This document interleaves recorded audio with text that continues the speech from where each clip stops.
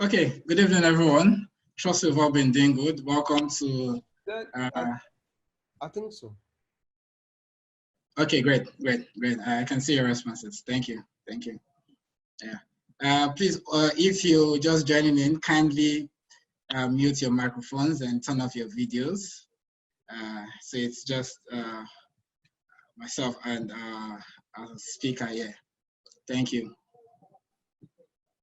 So, welcome to this webinar.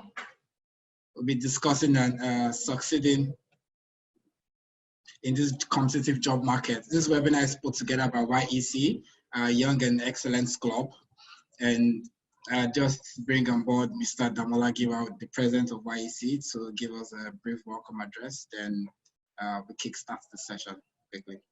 My name is Sheo Yusuf, and I'll be your host for today. All right. Good afternoon, everyone, and thank you for joining us. So this is Young and Excellent Club. We're a group of professionals, and we're just passionate about helping other people. So I won't want to bore you with too much information.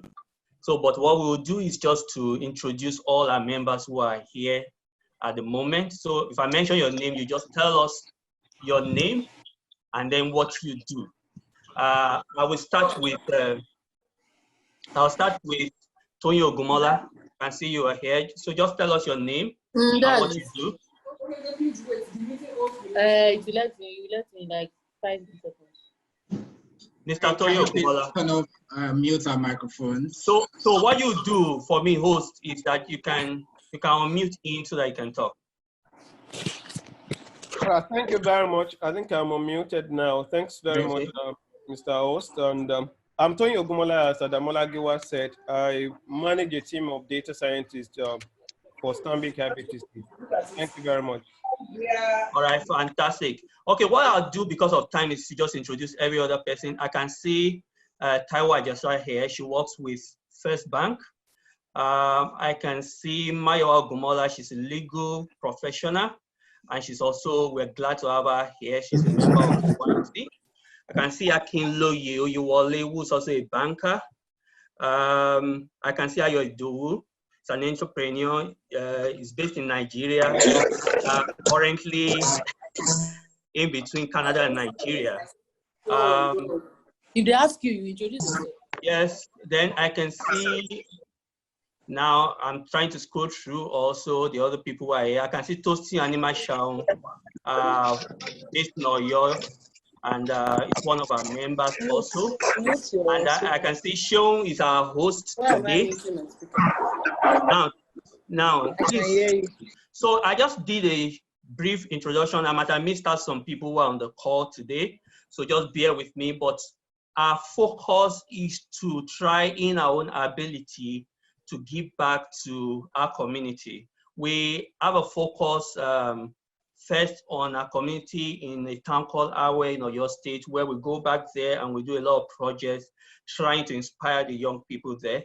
But now, because the world has become a global village and we have our members scattered all over the country and also in some other countries outside Nigeria, we thought, okay, we can actually leverage the platform provided by digital innovation now to be able to reach more people. So today's session will be with Oluyemi Adeosun. He's an HR expert, and very soon I believe the moderator will present his profile so we know who he is. I want you to open your heart and be ready to answer, ask a lot of questions. I almost said answer questions, but you will be asking a lot of questions, and anything that you want to know about how to succeed in this competitive marketplace, I believe is the right person to help us with it. So, moderator, you can take over, sir.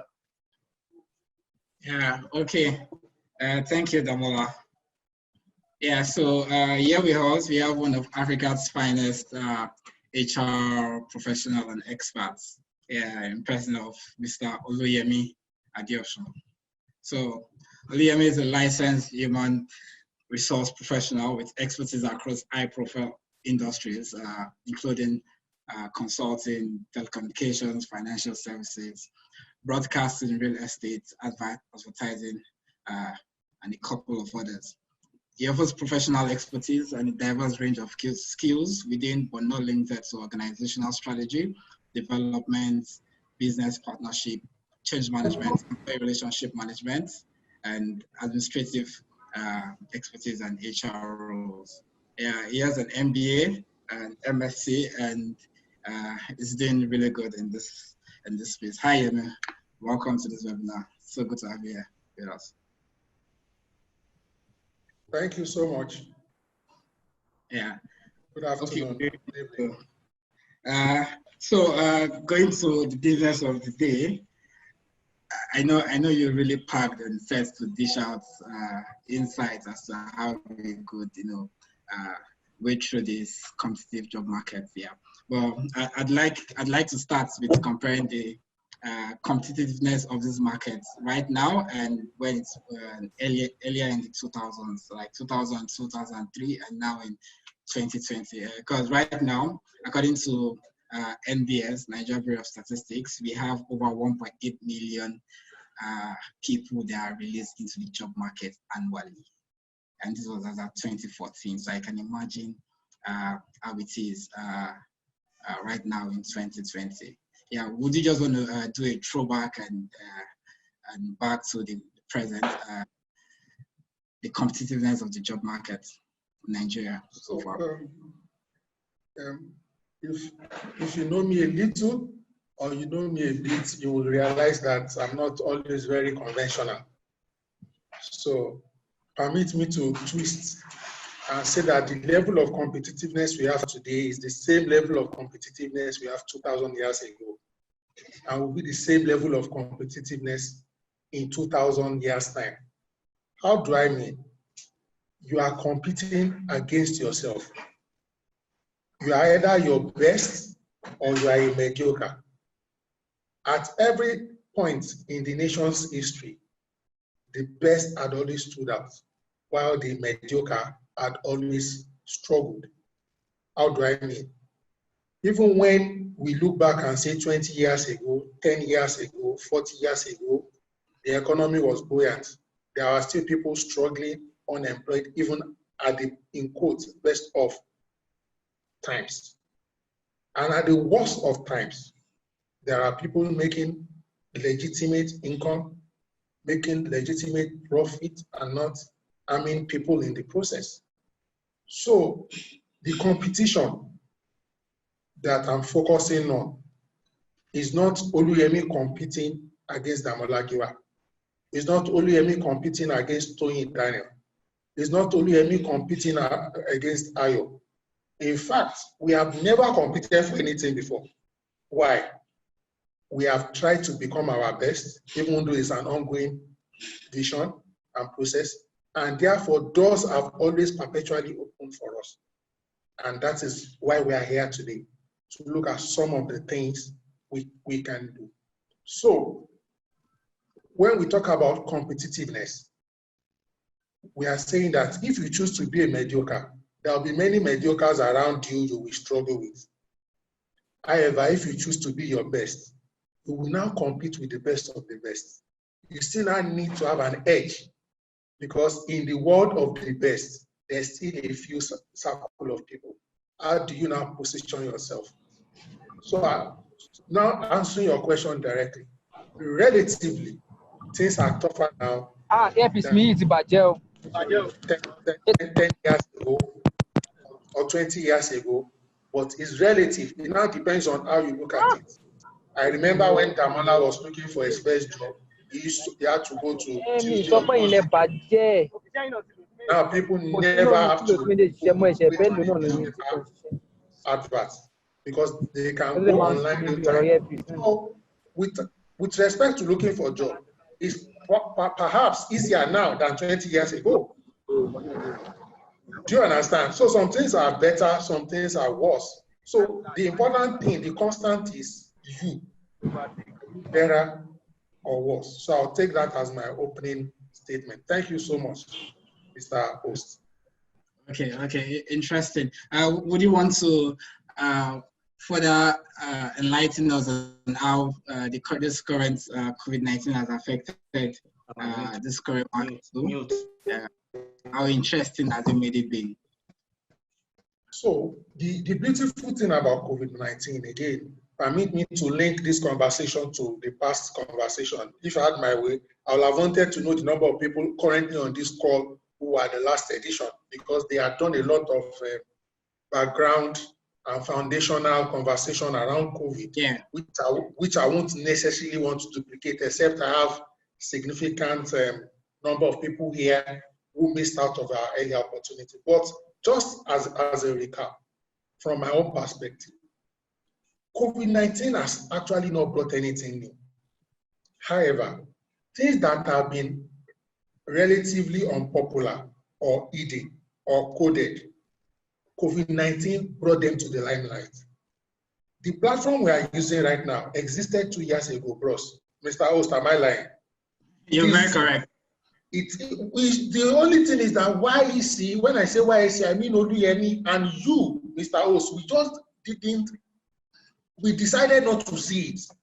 But COVID-19 opened my eyes and your eyes, and of course, all our leaders, our members, then we could have a conversation.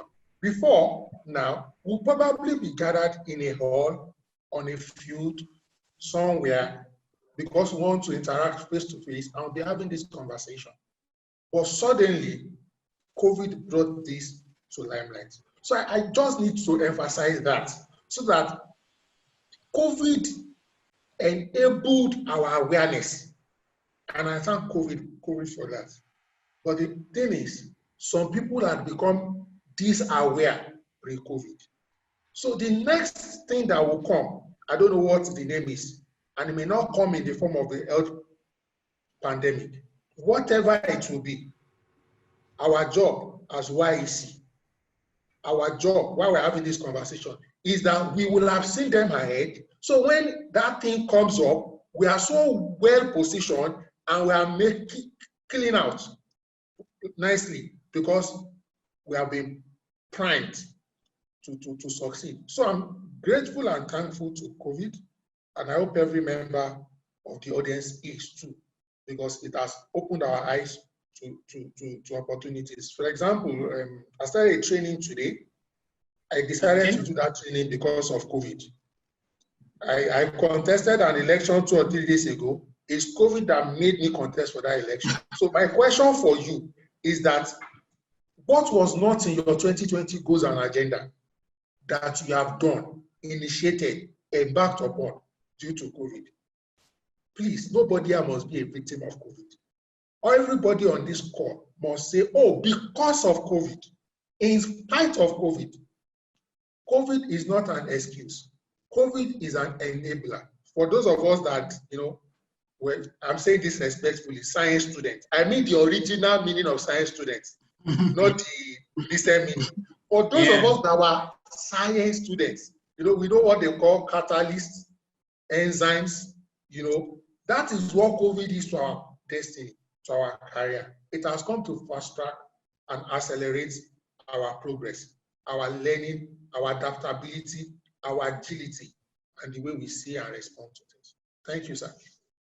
Okay, great. Thank you so much. Yeah, so we all know that the HR department is one of the most liked, in quotes, in every organization.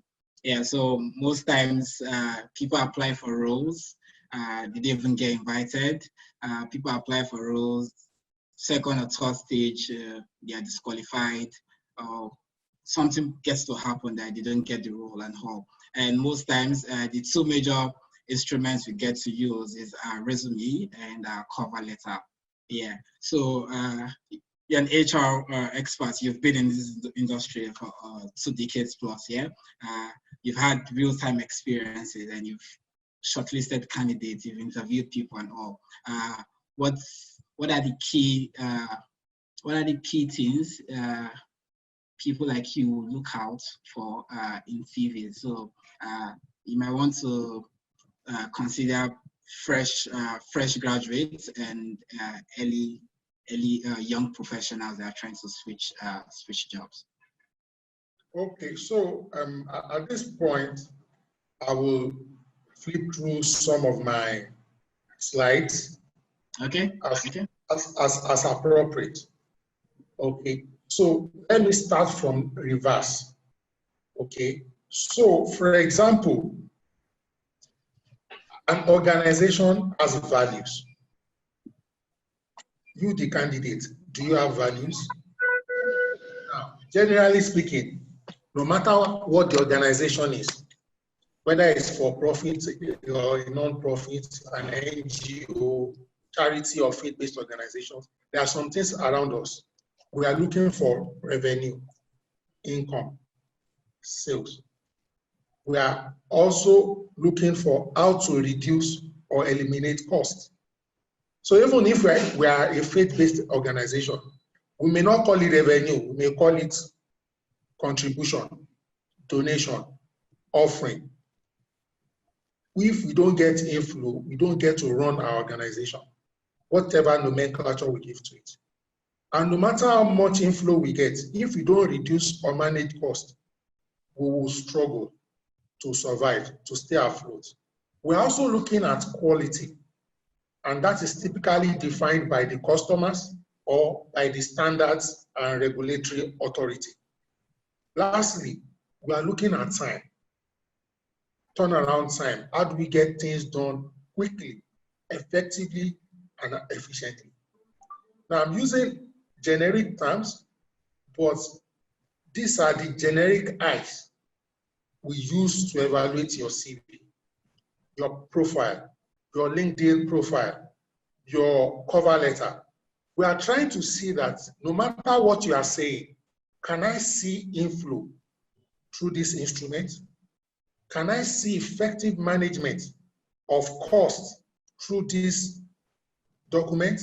Can I see evidence that this individual will always guarantee quality?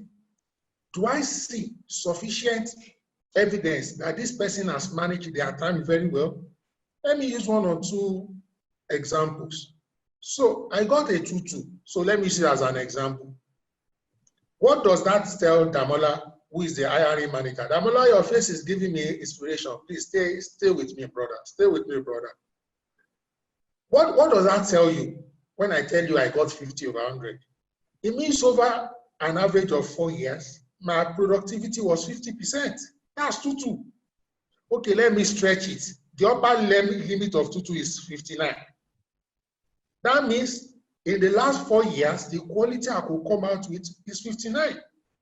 A 2-1 is saying the quality I came out with in the last 5 years, if it's engineering, in the last 6 years, if it's architecture, is 60 to 69%. So everything on your CV, your LinkedIn profile, or your cover letter must be communicating some of these attributes or all of these attributes all at the same time. Now, you said, what are we looking for? I'm also projecting on the slide right now the 2020 top skills. This information, I got it from the World Economic Forum, so it's not my personal idea, but this has been validated by many of my contemporaries and colleagues, even those of us on this call. Now, to the right, to my own right here. Sorry, please hold on. Can we also see my screen? Please drop an emoji in the chat room.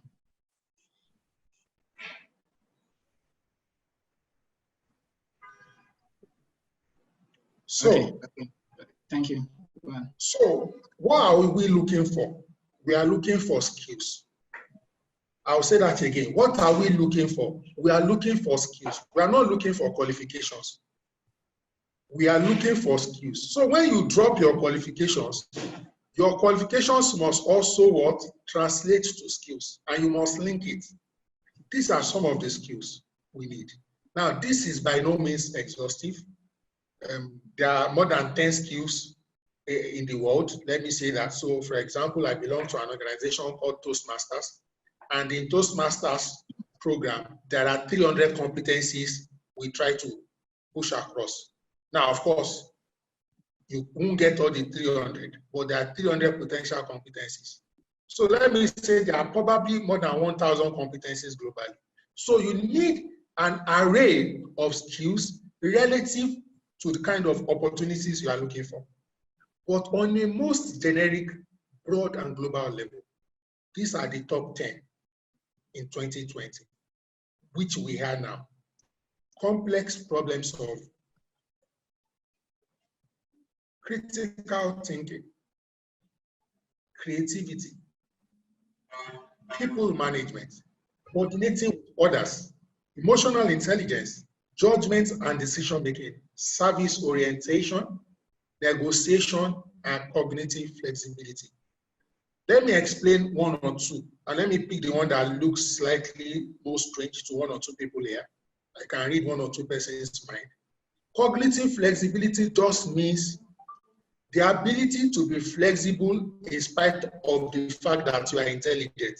So some people are very intelligent, but they are rigid or stubborn with their intelligence. So we need someone who is intelligent, who has an open mindset, not a fixed mindset, such that when you get new information based on data, you can quickly switch your position and adjust your strategy or run with the new strategy. Not that as it is in the beginning, so is it now, and so will it be.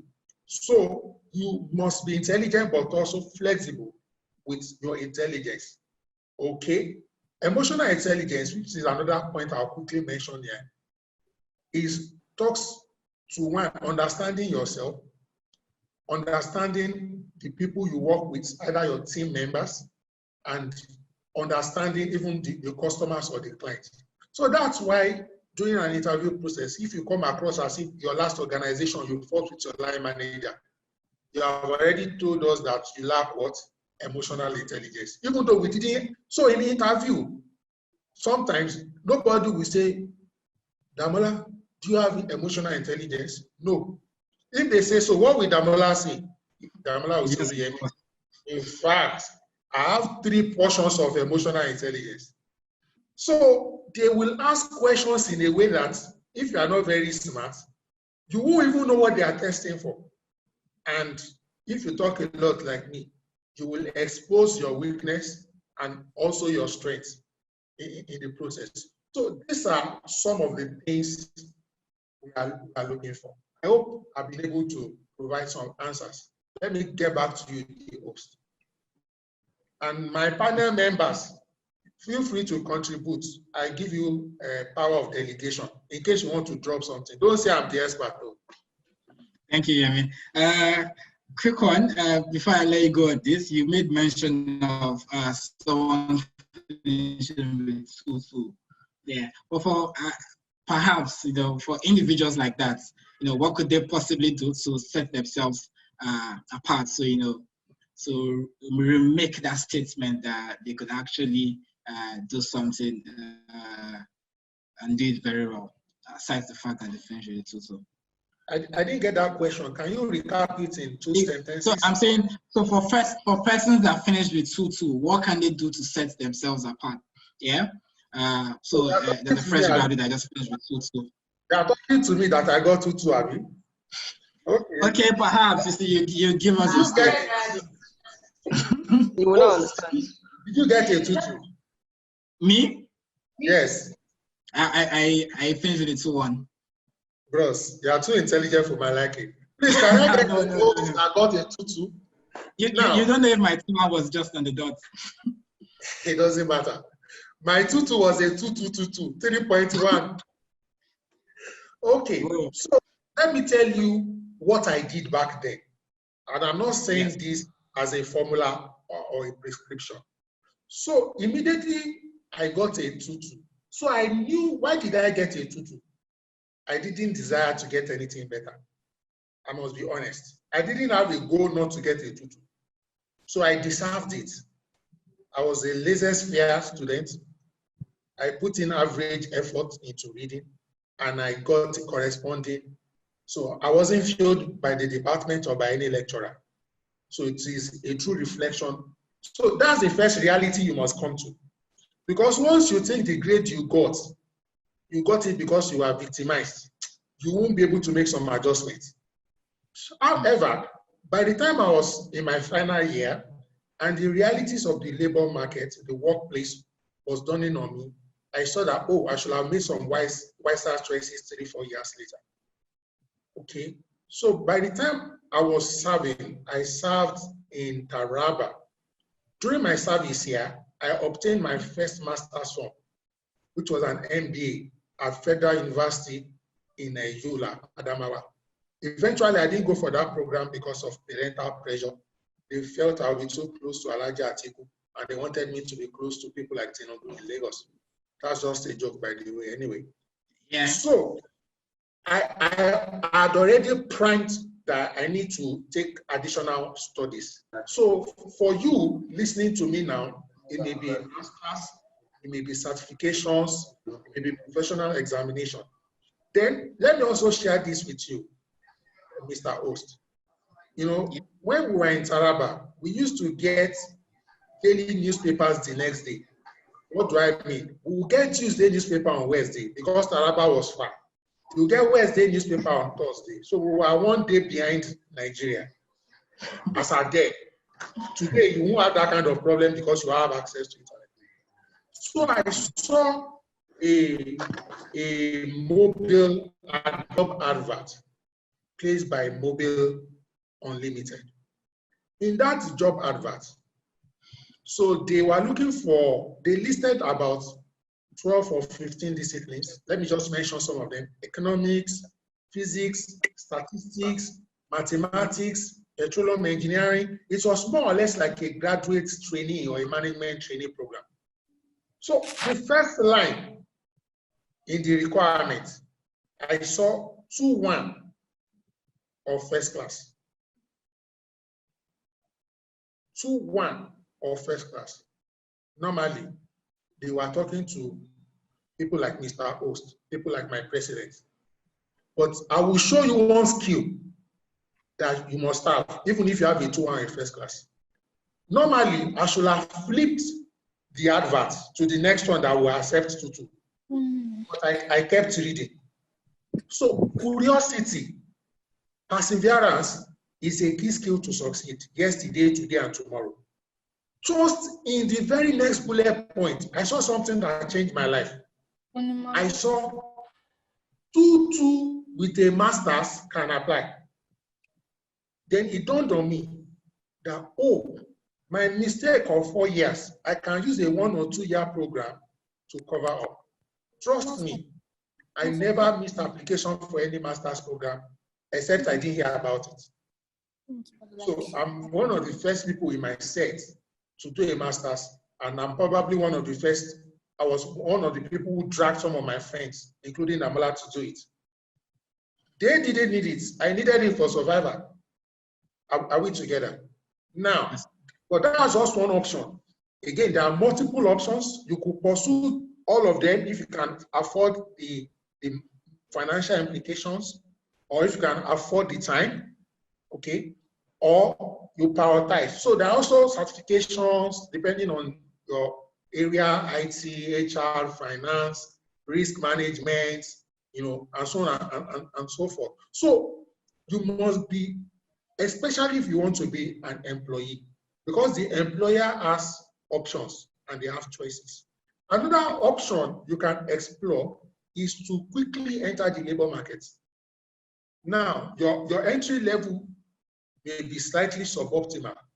So you want to be, for example, you may go for roles that are not very popular. Let me give you an example: PA.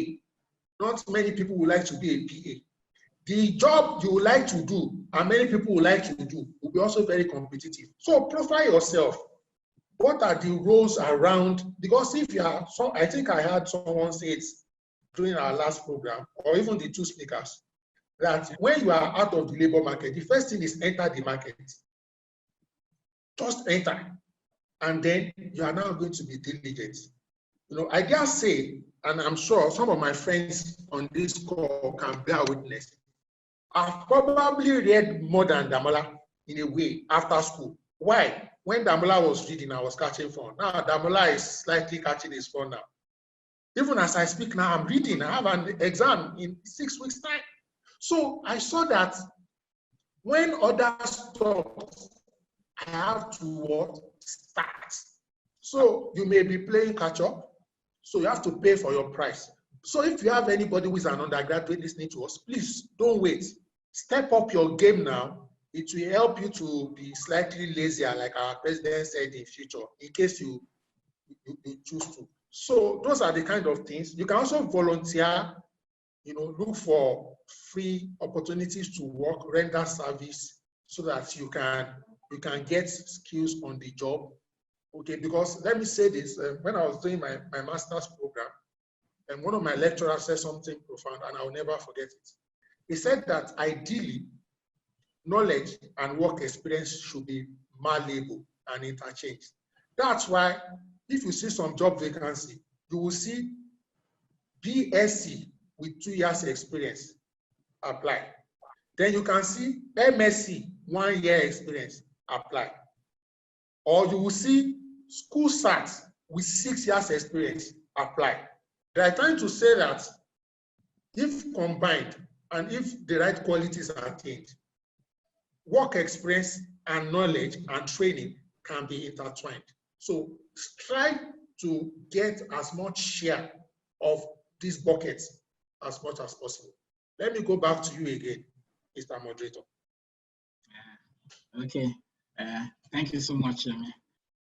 So I quickly want to take you to, you made mention earlier when you were speaking about LinkedIn profiling and the likes. And in this current time, most times you just get to have someone buzz you on LinkedIn and say, hi, I'm so and so.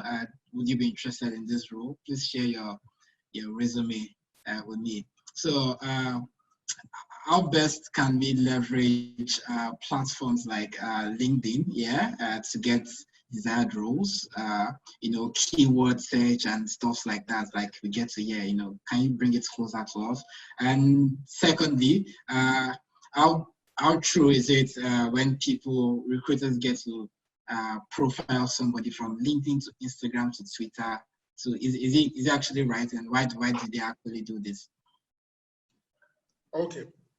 Thank you for introducing that second question, because I will have straight there anyway. So let me say this. In a way, LinkedIn is a social media platform. Yeah. It's just that it's professional from intention and design. So LinkedIn is almost like Facebook, Instagram. But each of these social media platforms have core purpose. But for example, I've seen on LinkedIn somebody saying, I need a wife. That's not the core purpose. But I've also seen on Facebook somebody saying, I need a job, and probably got the job. That may not really be the core purpose. But why could you do anything on this platform? Because it's social. You can engage, you can communicate. So if you are on any and every of these platforms, let me say this. I'm sure people like that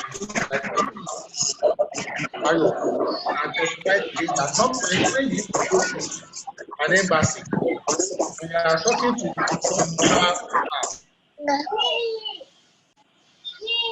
I'm losing energy.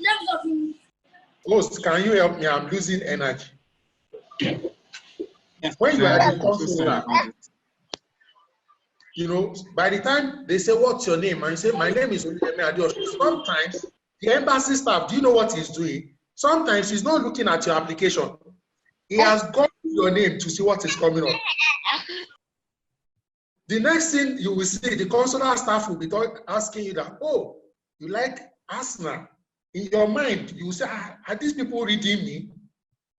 Because when he Googled you, maybe the first thing that popped up was Gunners for Life. Or, God help you, saying something about Obaseki and Oshiomhole. The guy can say, oh, you are very politically conscious. In your mind, you say, how does he know? Okay, or you're a very religious person. Has he done? He has put your name in Google. Simple Google search. Okay, so I will advise everybody here today, now or immediately after now, please put your name on Google. What do you see there? Once you put your name on Google, if you like what you see, please sustain it. If you don't like what you see, deliberately, intentionally begin to what? Create content. So if you go to Google right now, you can also search my name out. You will see academic papers I have published that will show you that, oh, I'm an emerging authority in research in human resources, and it's intentional. So let me quickly also say this. You must also be online intentionally. So let me give you an example. So I published a paper recently, by the way, for my colleagues here. My 4th paper came out 4 days ago that I published on attraction of talent, firm perspective. Now, the journal will automatically make me be easily findable.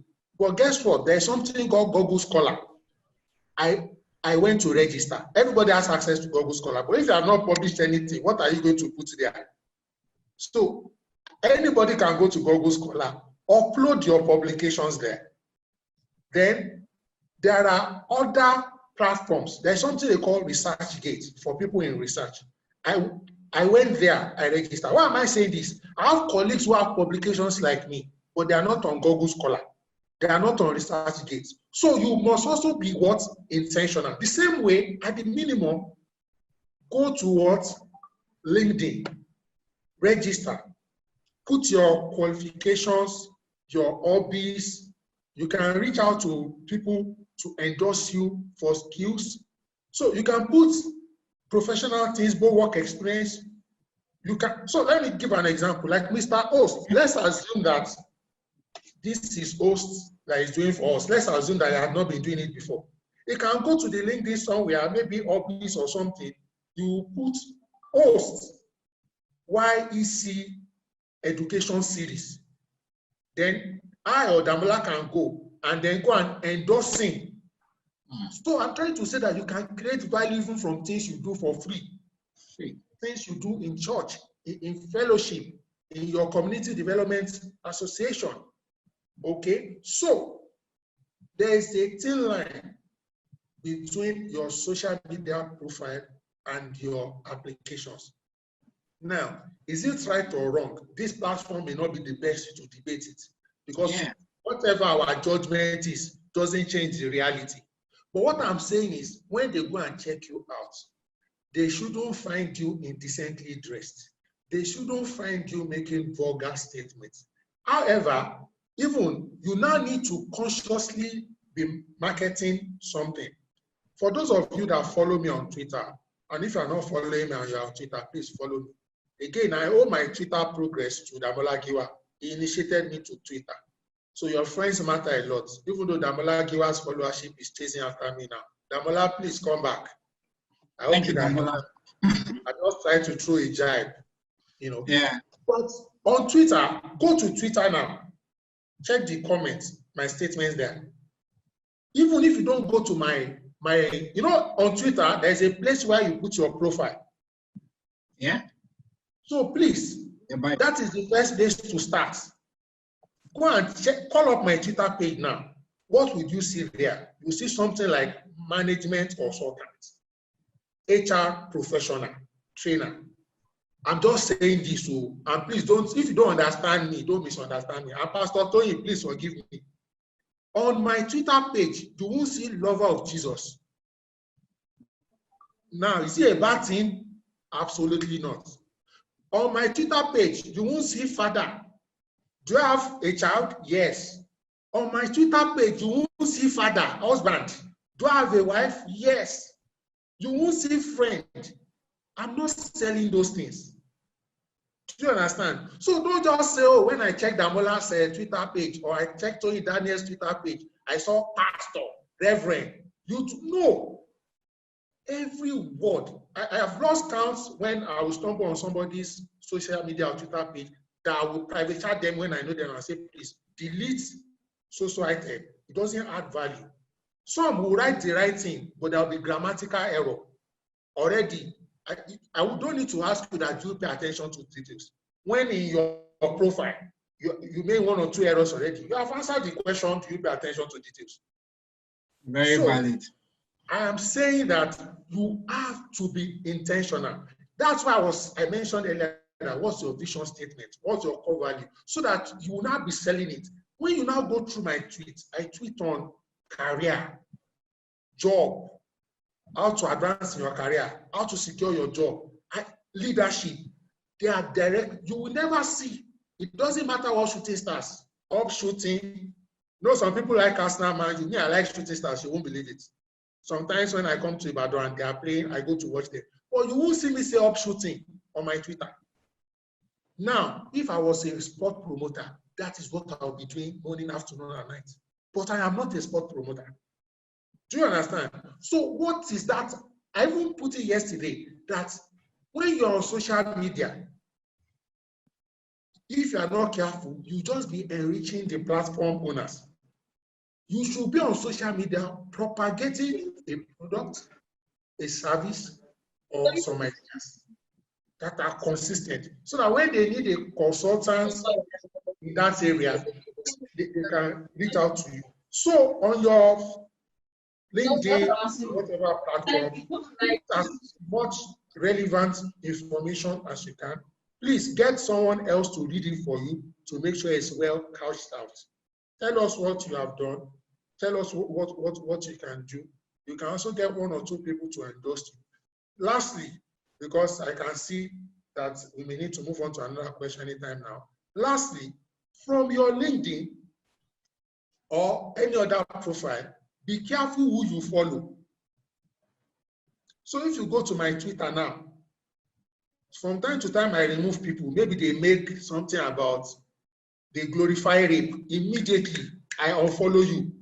I don't want to be following somebody that is neutral to rape, or they are talking about Black Lives Matter. You now make a derogatory statement. I unfollow you. Do you understand? So don't go and follow somebody who is infamous or who has negative notoriety. Please. Because if people you follow is an indication of your beliefs. So follow people. Now look for like who are the top 10 people in this industry, in this space, nationally, on the continent, globally. Go and follow them. So my last point here is that sometimes you may not even be able to private chat. If you are lucky, they accept your invitation.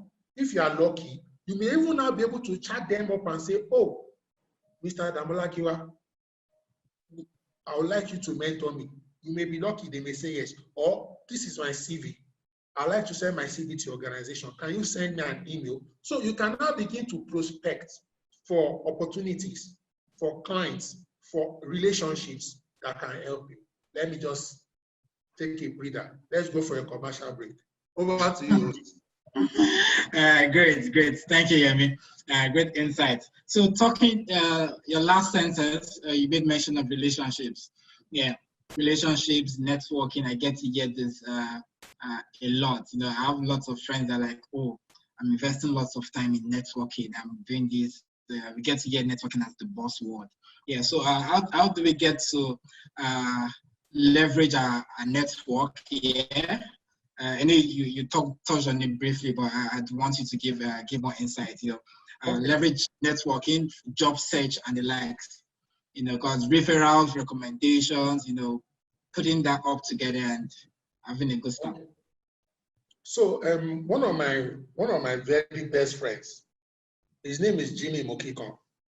He was our guest at the last edition. I suspect Jimmy is there. If he's on this call, I pray he's not hearing what I'm about to say now, so that he can. See, I've seen many people in life. The people who helped them maybe get their first breakthrough in career was a senior or somebody way older. For me, it was my peer. I met Jimmy in 100 level. The only area I'm better than Jimmy is in height. He's better than me in every other area. Is it character? Is it behavior? Is it intelligence? Name it. However, I drew very close to him. In fact, it's through me that people like Damola and Co became his friends. That was one thing I probably did well in the university. I was able to identify intelligent people like Damola Giwa and the likes. I became their friends. The first day I became conscious of Tundegiwa, I went to his house that day. I don't know we are all Christians on this platform. You know, when you hear that somebody, Jesus went with somebody to his home or something, that same day, that's the way I am. Now, these were hardworking, diligent people. So at best, they had prospects. So hopefully, growing up, you had worked well with people so that they have good impression, you have gone the extra mile, you have supported them. Take, for example, when I was on campus, Damola Giwa, Tunde Giwa knew that anytime they could come to my room, they could stay over anytime. They had access. They didn't need in fact, my roommates knew them every time. Of course, if I wanted to go to town where they were staying, I didn't need to give them notice. Do you understand? I'm saying that all of us at one point or the other, we have resources we can use to help people. So when you don't need people, help them. If you need them, they will help you back. Now, the first time Jimmy Mokikon helped me, it wasn't even me. It was my elder brother. My elder brother was at the University of Ibadan. They called themselves the first and the best. But he couldn't get placement for his IT. He had to come to Ilorin better by far to get help. I said, what? You mean you can't get ordinary IT placements in University of Ibadan? All the people in your class, in your faculty, who are their parents? Who did they know? So bring your CV, Jarek. I gave it to Jimmy. Before we say Jack, my brother was with us in Ilorin at 7up during IT. Relationship. My father had already secured a pure water company for my brother to do his IT. I changed his life. Are we together? He stayed with me in the hostel for 3 or 4 months duration of the IT. Of course, fast forward many years later. The first quality job, not the first job, the first quality job I got. Quality, emphasis on quality. Quality, emphasis on quality. Guess who got it for me? Jimmy. And now let me shock you. So that you can understand and appreciate relationship. I didn't call Jimmy to say, Jimmy, no. In fact, at that point in time, I was still doing my master's program. I was at the tail end. Jimmy was the one that said, Oluyemi, bring your CV now. I think I can submit it. I said, bros, I'm still doing my project or thesis or something. He said, don't worry. That you know it takes time for CVs to be considered, blah, blah, blah. Most likely by the time they will even consider you come for interview, will be done. I said, Jimmy, are you sure? He said, I'm the one that said, bring your CV. So cut the long story short, I had a time that my salary was slightly less than Jimmy's tithes. At this, I moved to something close to, this is not a joke. But let me also say this. Jimmy had a car, in fact, a Mercedes Benz. I didn't have anything. So even enter bus was a struggle. But I was close to Jimmy. I didn't feel intimidated, but I was wise. I won't call Jimmy or Damola 8 o'clock on a Monday morning. Because some people, they will say, my friend doesn't talk to me again. It will be a management meeting at that time now, or departmental meeting. If I'll call him maybe 6 in the evening, 8 in the evening, or send him a text that when can I call you? I was showing them respect, even though I was not really working at their own level. To cut the long story short, it dropped my CV. I did well, and I got the job. We are still together. Fast forward many years later, I also gave Jimmy, where he's working right now, I showed him the opportunity and he grabbed it. I paid him back, even though it wasn't intentional. So I'm saying that relationship will always be critical. Relationship will always, if I need to go to Canada today, Isaac cannot say he doesn't know me. Yes, they can't say they don't know me. And it has nothing to do with Damola Giwa, because when I had opportunities to relate with them, they served in Taraba. I received them. That year, I became brother to them. Do you understand? So it doesn't matter the person's state today, whether the person is wearing designer clothes, maybe his English is, out of this world, Queen's English. No, treat everybody well. whether it's your houseboy, your nanny, your cousin, treat everybody well. Even if those people don't help you, the seeds you have sown will open doors with you, even with strangers, and you will find favor with them. Next question, my brother. Thank you for telling us that bit of your story and your experience. So many lessons in there, even for me. Yeah. So the next question is, I would like you to quickly touch briefly on interview etiquettes. Now most of the interviews you get to do are now virtual. You know, brief chat here, Zoom meeting here, Teams call, phone interview, quickly work on this presentation and all. Can you just give us one or two tips for like standard online etiquette for interviews? Okay. So before I move into that proper, let me do this general overview. It might be helpful to one or two people here. So generally speaking, if you can please look at the screen right now. If you can please look at your screen right now.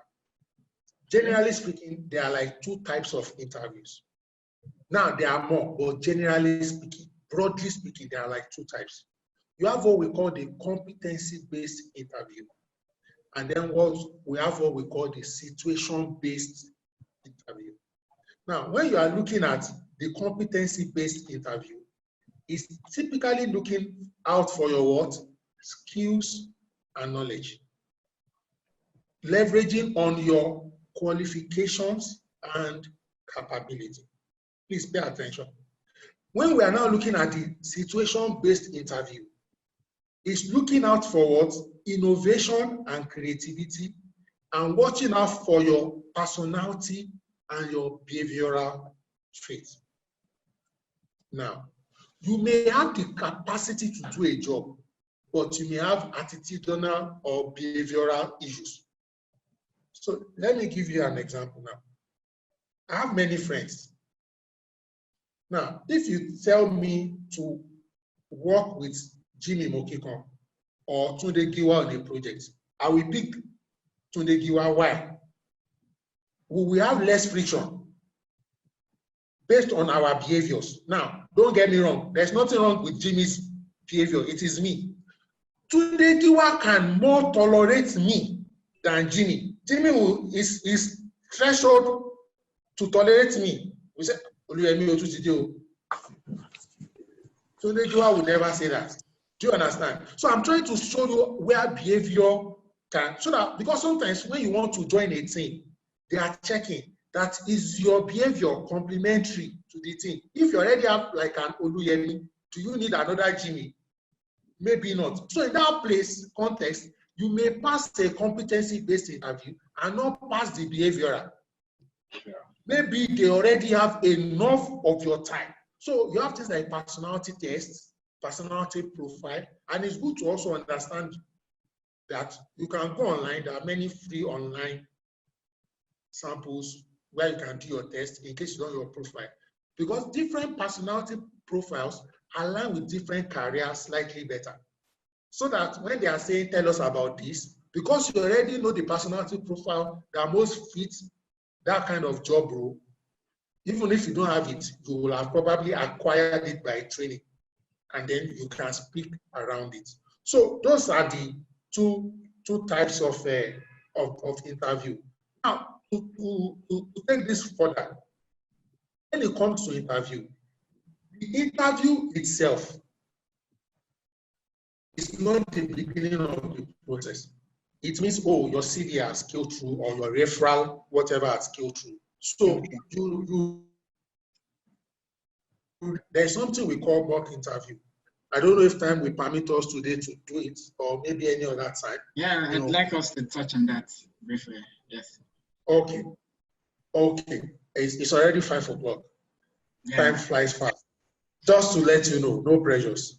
So when you rehearse, do a mock. I call my friend or face-to-face or someone that is matured, and I rehearse. Practice make perfect. No matter how articulate you are, no matter how good you are, when you rehearse, it enhances your capabilities. It accentuates your competence. Okay. 2, you have to research the job function, even if you know what the job is. In spite of the fact that the host today is calling me an HR expert from African perspective, I will still go and research and see, because there may be 1 or 2 changes in the last 2-3 weeks I may not be aware of. So I'll go and Google, I'll go and check. I'll call 1, 2, 3 people who I know are more current than me or at the frontier of our career. Okay, review the job description, please.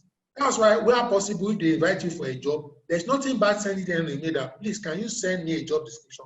However, if they don't send you the job description, take the job title, go and Google it, and look for 5, 6, 7 job descriptions. It will, the aggregate of it will give you the core of what. Of course, there may be peculiarities from country to country, company to company, yeah, but you will get the core. Do a thorough research about the company. Don't go there and they say, oh, what do they do? You say, I don't know. It doesn't matter if they invited you 8 p.m. yesterday. There's one question they almost typically ask. Tell us about yourself. Okay? You should have like an elevator pitch. Do like a 1 to 2 minute script about yourself. Okay? Then, this is important. Yoruba say, the way you dress is the way you are addressed. So get yourself good, proper what? Attire. Okay. Let me quickly go to the next slide. Yeah. It's almost like my system is planning to hang. This may sound funny. Please double check your CV. Make sure that your CV does not have any typographical errors. Look for somebody else more intelligent than you to help you review your CV. Look for somebody whose English is better than you to help check. Sometimes it's not because you can't speak English, because you wrote it. When you are checking your CV, you will see what you wrote. You won't see what is on the paper. Okay. Also, simulate. You know, multiple questions. The interview itself, whether it's a or an online, maintain good posture, smile, and appear to be relaxed. So, for example, is a remote interview. Look at my background. Who is up? What does my background say? Demlade. Okay, call Demlade for me. I could as well have been in a bedroom showing you my bed. Don't let your bed be showing in an interview. Or don't let something nasty go and call him. Background be showing in an interview. Choose your background carefully. If it's remote, if it's physical, dress well. You can't get it wrong. Or black suits or gray suits, white shirt, maybe a red or a blue tie. Or if it is a brand that have color, like GTB now, orange tie. Okay, you may need to do 1 or 2 last minute shopping if you have the time to do that. Maintain eye contact with the interviewer or interviewers. If there are 2, 3, don't just look at only one person throughout, the person that looks most gentle, like a Z formation. Okay. Also, most interviews will give you the opportunity to ask a question. And opportunity to ask a question is an opportunity to show that you are intelligent and that you have done some basic research. So it's not very good to say I don't have a question. It's almost saying I don't know how to think. Now, if you don't have a good question, no question is better than a dumb question. But if you check through their internet, check through their website, there are questions you can ask about, oh, I can see that you are very strong in the Nigerian market. What's your plan to expand to West Africa? What are you telling them? You care about growth and expansion. Or I can see you are very strong in the Southwest. What's your plan to cover Nigeria? Oh, I can see you are very good on one product line. Do you have plans to diversify your product range? Don't tell me there are no questions. There must be. You can call me or Damola. We'll give you 10 questions in 5 minutes for free. Or you can even call my host, my brother. I'm just saying, don't, if you are stranded, call me. I'm your brother, please. Call me. We have to succeed together. Okay? Never comment negatively about your previous organization or your previous boss. This is important. never bad mouth. What you are saying is that I don't have emotional intelligence. I had problem where I'm coming from. I will have problem where I'm coming to. Okay? Ensure you cover all your key strengths and that are relevant to the position, and sell yourself as the best candidate for the job. So I earlier mentioned about grooming. Let me just show you one or two things on this slide, please. If you are not, please look at the slide right now. I'll just run through in like 30 seconds. Okay. While I'm not saying you should dress completely like SU, don't also dress like a prostitute except are going for modeling or a prostitute position, and nobody here should. Okay, so use light makeup, use light perfume. Don't use turari or nothing down that the whole building, they will know that somebody has entered. Okay, don't dress like the guy on my left. Look at the guy on my right. Okay. Okay. Don't dress like the lady on my left. Dress like the lady on my right. Okay. So these are some standard interview questions. I won't go into that, but know it. Tell us about yourself. What's your greatest strength? What's your greatest weakness? Where do you see yourself in 5 years? What about this position do you find most, why do you want to work for our company, and so on and so forth. Over to you, Mr. Host. Thank you, Yemi. We're already out of time, yeah, but there's this last question I want you to touch on. It's from your last slide. The question of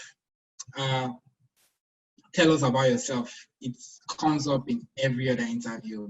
Graduate entry, mid-level, even for internship, yeah, it comes up. Can you just, it's supposed to be like a 1-minute speech. What should be the format? Should I go from personal experience to my professional background and come back to my hobbies? Like, what should it be like? So, because I knew that you were going to ask me, I have an answer typed out. Again, brethren, please look at the screen. Please look at the screen. Tell us about yourself. Now, this is not my thought. I got it from a book on career I read many years ago. So I'm not claiming ownership, but I agree with the thought. Look at the first thing it says here. It says trap. Beware. About 80% of all interviews begin with this innocent question. Now, innocent is put in what? In parentheses or in inverted marks. Many candidates, unprepared for the question, skewer themselves by rambling, recapping their life story, delving into ancient work history or personal matters. Now, look at like a template for the best answer.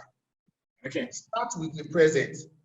Tell them why you are well qualified for the position. Remember that the key to all successful interviewing is to match your qualifications to what the interviewer is looking for. In other words, you must sell what the buyer is buying. This is the single most important strategy in job hunting. So let me tell a story here quickly. Okay. You can't copy and paste this. Please pay attention to the story. So when I was interviewing for my current role as head employee relations, of course, a standard organization it is, they are sent the job profile, the job description. So one of the cardinal aspects of the job is what they call medical. Very cardinal. Another cardinal thing in the job was labor relations, which also included some legal appreciation. Are you together? I gave that background to tell you. So in the process of telling them, tell us about yourself, I told them that my wife is a consultant at the Lagos University Teaching Hospital. Consequently, I have on speed dial access to all the top medical professionals in Lagos. Mr. Host, does it make sense or not? Thomas. I told them that my mother is a practicing lawyer and my immediate younger sister is a lawyer. Lunch, breakfast, and dinner. Even though I'm not a lawyer, we discuss law. I am very conscious of the legal implications of things, and therefore I bring this competence to the job. Mr. Host, now, have I told anybody that when you go for interview, tell them what your wife does? Absolutely not. Did I say tell them what your mother does? Absolutely not. But because it was very critical to the job, they know that if your mother is a lawyer, it means legal advice is free to you. At least your mother won't give you invoice, no matter how naughty you have been. They know that if you have been with lawyers for a long time, by birth, some things will have rubbed off on you. But that is now not to say that every interview, I've gone for many interviews, I didn't mention my wife, I didn't mention my mother. I'm saying there's no right or wrong thing to say. It is only if it is relevant to the job and to the opportunities. Because you can go somewhere and tell them about your wife and your mother, and that is the reason why you will lose the opportunity. So in other words, no matter what you say, so even if you tell them, oh, I went to University of Ilorin, I read economics, you know, you must now begin to show that what you learned and how you can apply it to what I showed you some things earlier, and yes, I told you things about how do we help them with costs, how do we help them with revenue, how do we help them with quality, and how do we help them with time. Of course, we are concerned about their customer productivity. So if you say, oh, for example, when I was in the University of Ilorin, I was the president of the Redeemed Christian Fellowship or the Baptist Student Association. And you say something like, when I became the president, the fellowship had 400 members. At the end of my 1 year tenure, the fellowship had become 1,200 due to the innovative programs I was able to bring to the table. I'm saying, sir, that if you employed me as the marketing officer in your organization, I'm going to quadruple your existing client base. See what I've done? I've linked a spiritual obligation to a business need. In other words, I understand that there is growth, and I know that growth is not luck, that by maybe studying the population on ground, coming up with products and services, over time, I can what? Draw growth. But I could have just said I was the fellowship president. It could be because you are religious. Everything you say it and quickly connect to a value to the organization. So if I tell you that, for example, I went to the international school, University of Ibadan, I'm not going to stop at that. I'll quickly add, it is international school, not by name. You know, there are many international schools by name. When I went to the international school, I don't know about now, I had whites, people of different tribes. So I said early, I've been used to a diversified multicultural environment. So I have learned how to work in a multinational. If you went to my brother's school, don't mention it. Except you can say, oh, in that school, even though that school is a poor school, we lacked quality teachers. So early in my life, I learned how to be resourceful so that I can go the extra mile to get knowledge. I'm saying that there's nothing you cannot turn to an advantage. Don't just make it look like you are speaking to a girl. You're now saying, my name is Oluyemi Adeosun, I'm toasting you. No. Every sentence must have corresponding value. That is what makes it valid. Oh, thank you so much, Yemi. Every sentence must have corresponding value. Now, please take note of this when you're answering the question of can we get to know you more? It's a very tricky question, as you said. Well, with this insight and with this insight you may have shared, I don't believe everybody will be able to ask these questions. Either with graded entry or mid-level or what it would be. Yeah. So at this point, I get to say, get to draw the curtain. We are super grateful to one of Africa's finest HR professional. You know, it's really a huge privilege to have you on board this webinar. Thank you so much again. Yeah. Honestly, your experience, I could relate, and I know most people on this could relate very well with the experiences you shared.